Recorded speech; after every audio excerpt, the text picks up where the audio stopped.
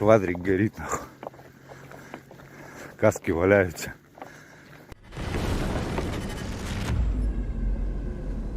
Hi guys, I'm Seth. Welcome back to Warthog Defense. A single Russian battalion suffered a staggering 136 killed to wounded ratio during recent offensive. A leaked casualty list paints a picture of pure slaughter, and according to US officials, Russia has lost over 100 troops this year alone. This isn't war, it's a meat grinder. And guys, just a reminder, I have recorded my own voice in a voiceover studio with professional tools. Also, I have applied some filters for better enjoyment, so stay with Warthog Defense.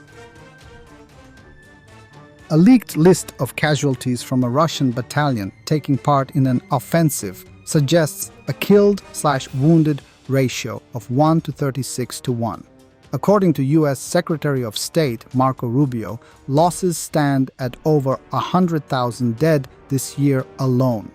A reported list of the losses of the Russian 3rd Motorized Rifle Battalion of the 9th Separate Motorized Rifle Brigade, Military Unit 743, lists 163 casualties in only a month. Daily casualties are stated to be between 5 and 10 per day. This is almost certainly an underestimate, as commanders often underreport losses to make themselves look better or to exclude those who have been executed or tortured to death by their own side. The brigade is known for cruelty towards its men. The following losses are recorded: killed 24, 14.7%, wounded 65, 39.9%, captured 1, 0.6%, missing in action 64, 39.2%, deserters 9, 5.5%. The missing in action are almost certainly all dead as well. The ratio of killed plus missing in action to wounded is thus 1.36 to 1. According to an officer, most casualties are caused by artillery strikes, kamikaze drone attacks, and air-dropped ammunition from UAVs. The 9th Brigade currently appears to be involved in Russia's incursion in the Sumy region of Ukraine, which has been particularly bloody. Men from the battalion are frequently reported to be wounded or going missing after being sent on combat missions without proper support, coordination, and reconnaissance. Its Chief of Staff, Major Artem Fyodorovich Makarov, is being blamed for poor operational planning. Russian soldiers filmed the aftermath of a Ukrainian drone strike on an occupier's quad bike along one of the so-called roads of death in Donetsk region. Квадрик горит, нахуй. Каски валяются.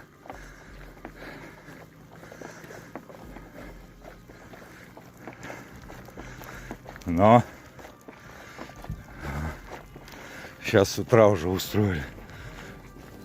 О, 200-й горит, нахуй. Каска хорошая, надо, нет? Каску надо, нет? Аптечка. Караул. Сгорел боец, бля. Там он тоже все в дыму. Страшное дело, нахуй. Куски мяса валяются. Вообще. Мешок вот. С пустыми бутылками, что ли. Ukraine's 3rd Assault Brigade took out a BM-21 Grad system, artillery gun, mortar, Russian electronic warfare gear, and a comms antenna. Ukraine's 3rd Separate Assault Brigade has become one of the most effective and resilient units in the ongoing conflict. Formed in early 2023 with a strong core of former Azov battalion veterans, the brigade was designed as a highly mobile and well-equipped force capable of both defensive and offensive operations. Commanded by experienced leadership, it quickly gained a reputation for elite training and tactical innovation. In early 2024, the brigade was urgently deployed to Avdiivka, where it faced a large-scale Russian offensive. Despite being outnumbered, Ukrainian troops managed to repel repeated assaults and conducted a strategic withdrawal without leaving any soldiers behind. This operation inflicted heavy casualties on Russian forces and helped stabilize the front line. Since then, the 3rd Assault Brigade has been active in the Kharkiv region, where it successfully halted Russian advances toward key villages like Borova. Their use of concentrated firepower, drones, and close-quarters combat has prevented enemy breakthroughs, demonstrating adaptability under pressure. And a Darwin Award goes to Russian soldiers who attempt to clear an anti-personnel mine by shooting at it from close range with an assault rifle.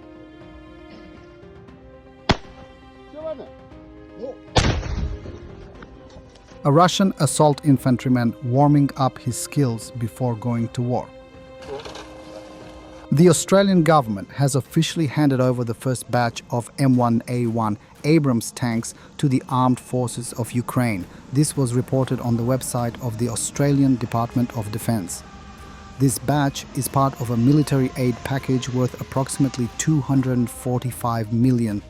In total, Australia will provide Ukraine with 49 tanks in response to a direct request from the Ukrainian government. The Ministry of Defense of Ukraine also noted that most of those tanks had already arrived in Ukraine, and the rest would be delivered in the following months. According to Australian Deputy Prime Minister Richard Marles, Abrams tanks play an important role in enhancing the mobility and firepower of Ukrainian forces fighting Russia's illegal and immoral invasion. It should be noted that earlier Australian media reported that the delivery of Australian tanks to Ukraine had been delayed. The reasons for the delays were cited as both lengthy US approvals for the transfer of tanks and the shutdown of the logistics center in Poland in February 2025. Nevertheless, the tanks were delivered and will complement the armored fleet of the Ukrainian Defense Forces. In addition, Australia is also planning to send an E-7A Wedgetail long-range radar detection aircraft from the Royal Australian Air Force to Europe in August to strengthen the protection of important air routes that deliver aid to Ukraine. At the same time, the Australian military continues to train Ukrainian soldiers as part of the multinational Operation Kudu mission. Despite Australia's distance from Ukraine, the government is fully aware of the difficult situation the Ukrainian state is in. The delivery of Abrams is part of Australia's unwavering commitment to justice, peace and the protection of global order, said Australian Defence Minister Pat Conroy. Earlier, Militarny reported that the president had thanked the Australian leader for supporting Ukraine and emphasized that Abrams tanks were already helping soldiers defend the country.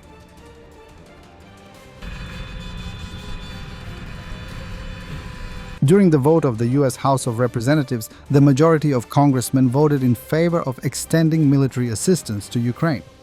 This was announced by U.S. Representative Don Bacon. Thus, the majority, namely 353 congressmen, voted in favor, while 76 voted against.